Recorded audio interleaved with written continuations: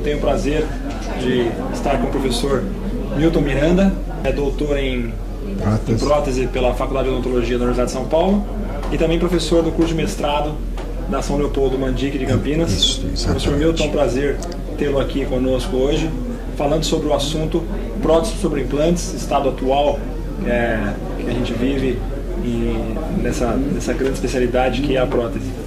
O prazer é todo meu e sempre que posso eu colaboro, é uma grande satisfação com a Implant News.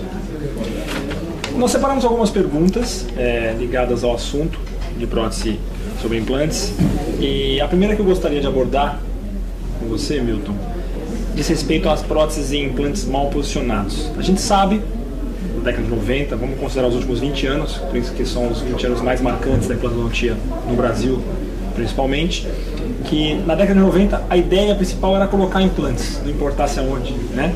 E isso geraram muitas próteses feitas em cima de implantes mal posicionados. Então, casos em que não se remove, não é todo caso que se remove o implante e se corrige. Qual que é a tua posição em relação a isso? A frequência diminuiu?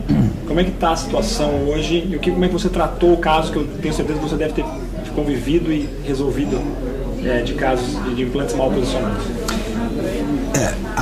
Felizmente, o número de implantes mal posicionados diminuíram muito, graças, primeiro, ao avanço técnico e científico da implantodontia, né?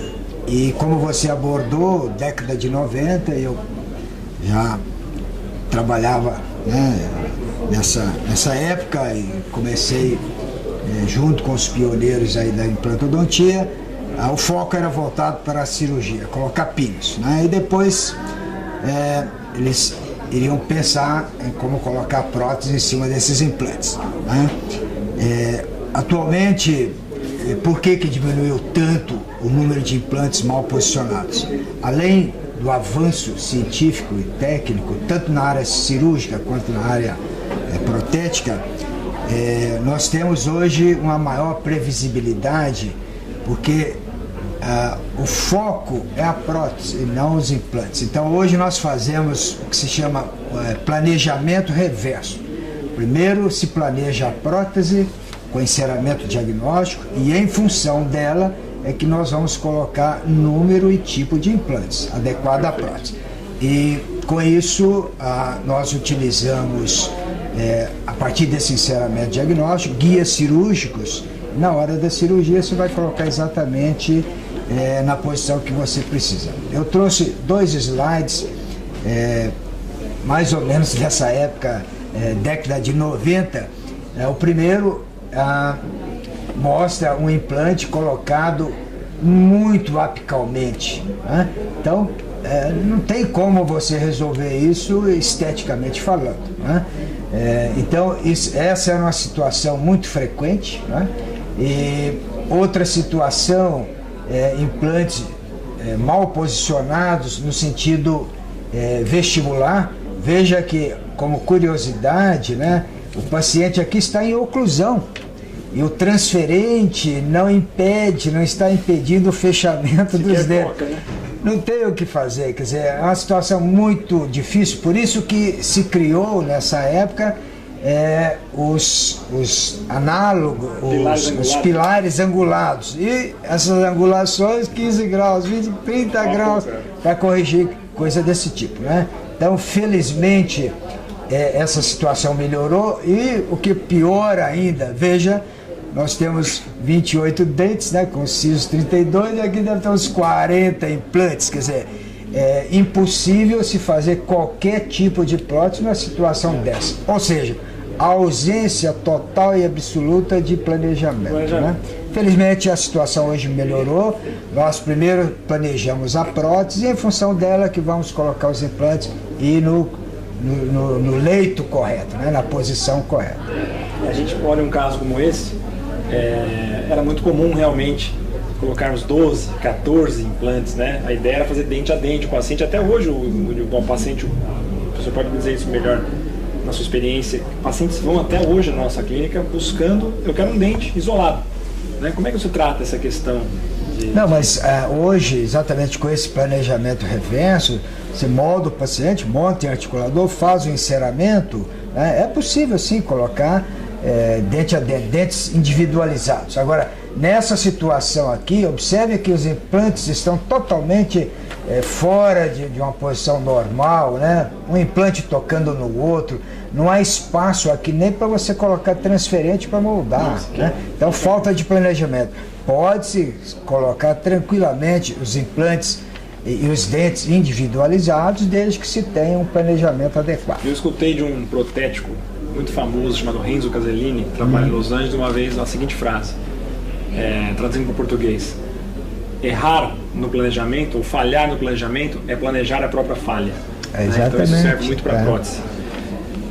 Aproveitando a oportunidade, eu gostaria de mostrar um caso mais atual, onde o foco foi o planejamento e como é o nosso planejamento em nossa clínica particular. Essa paciente usou esta prótese de lateral a canino, 5 elementos, feitas por mim 27 anos atrás, onde não se preocupava muito com o zênite gengival, pode-se ver aqui o desnivelamento, mas ela me procurou que ela tinha um problema sério, perdeu o osso e a própria prótese já estava com alguma mobilidade e não tinha muito o que fazer. Então, os exames radiográficos e tomográficos indicavam a possibilidade de fazer implante, né?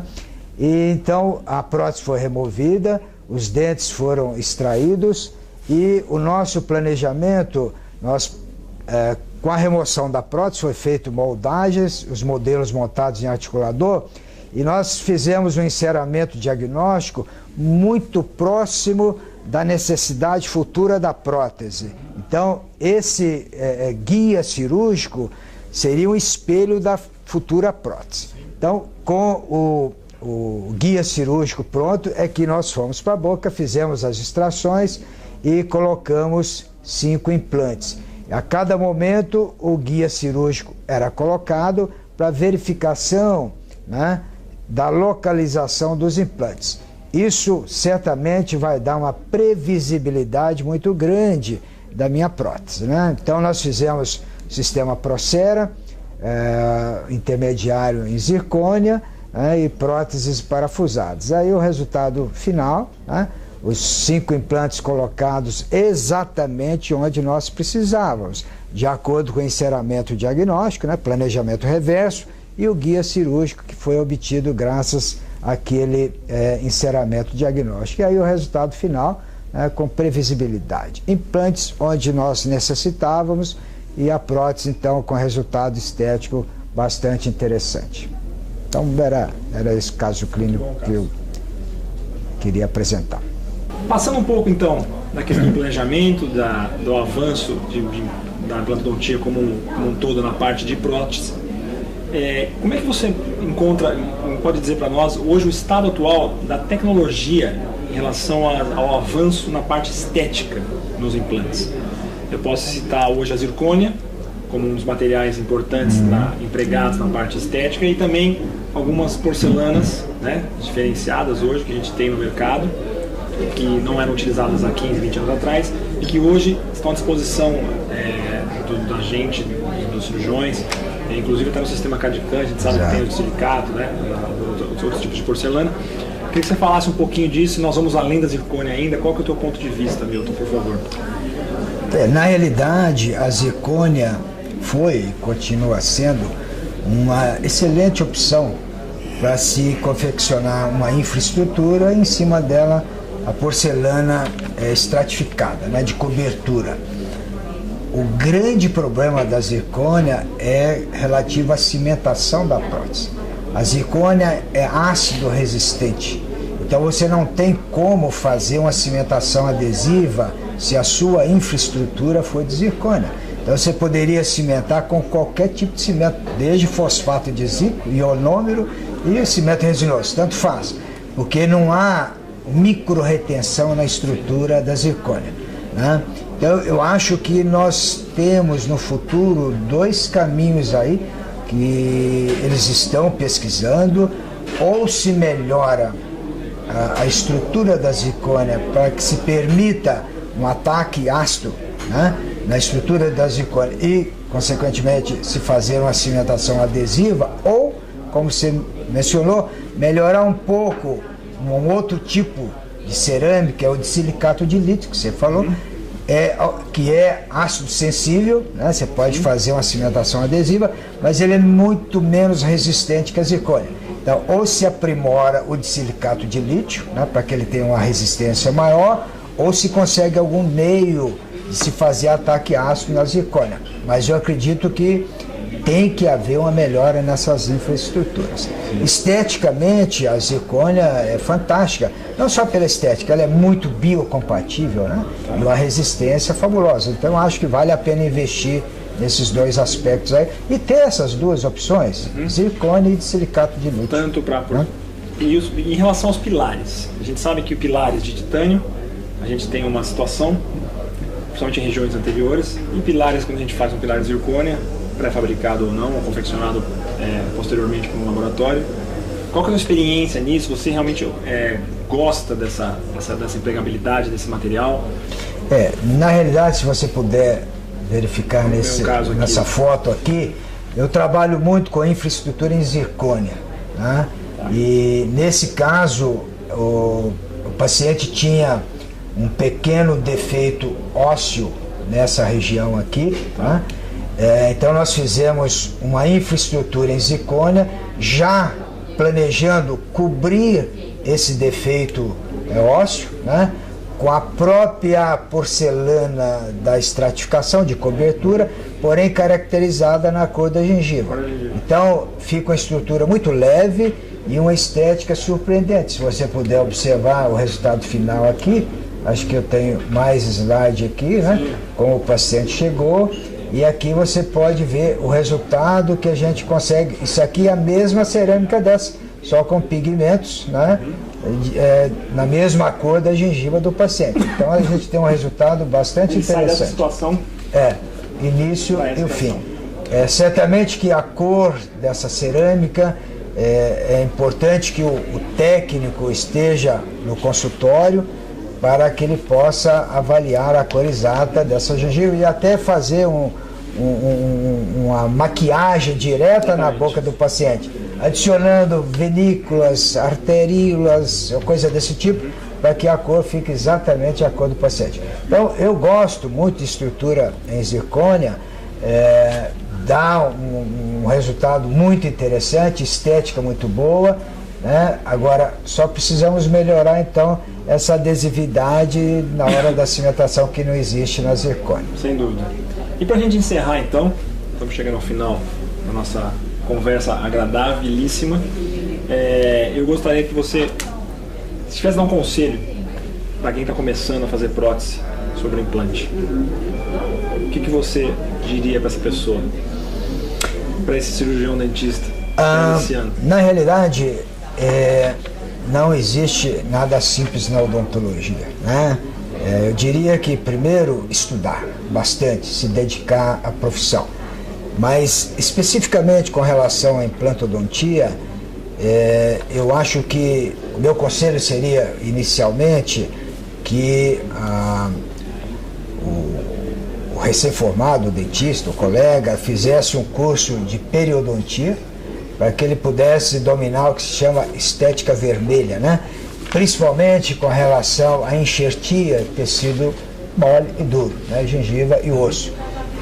Eu acho muito importante a manipulação desses tecidos, né? E em se fazendo um curso de periodontia, certamente o dentista irá dominar essa parte. E, logicamente, se ele quer fazer prótese sobre implante, teria que fazer um curso de prótese, né? E voltado, que hoje em dia tem se esquecido um pouco de uma área muito importante dentro da prótese, dentro da implantodontia, que é a oclusão, né? Que eles fizessem um curso de prótese voltado para oclusão em implantodontia.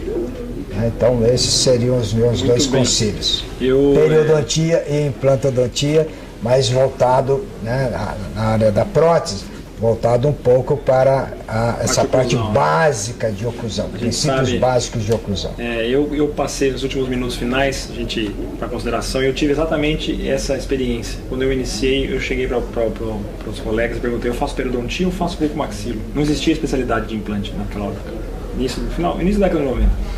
E as pessoas que eu mais escutei me diziam: periodontia. E foi a melhor coisa que eu fiz na minha vida, porque depois eu fiz implantodontia, já conhecendo muito de periodontia. A gente sabe que a oclusão na implantodontia, qual a diferença para a oclusão da prótese sobre implante? O próprio receptor, que você aprende muito na periodontia, né? Então hoje nós tivemos aqui o privilégio de conversar com o professor Milton Miranda, e nós abordamos a importância do planejamento na prótese sobre implantes, abordamos os avanços estéticos que a prótese sobre implantes tem, da zircônia até os possíveis materiais que ainda virão a surgir, futuro, né? E o grande conselho dele em relação a quem vai fazer prótese sobre implante, o conhecimento na parte de domínio dos tecidos moles vai se dar bem, inclusive por experiência própria, até nas intervenções relacionadas a enxertos, porque sem o tecido mole bem conduzido, nada disso, tanto o enxerto como a cirurgia, como a própria prótese, vai se restabelecer de forma adequada e eficaz. Professor Milton, muito obrigado pela presença aqui nesse nosso programa de entrevista 10 anos em Implant News. É uma satisfação. Eu que agradeço a oportunidade.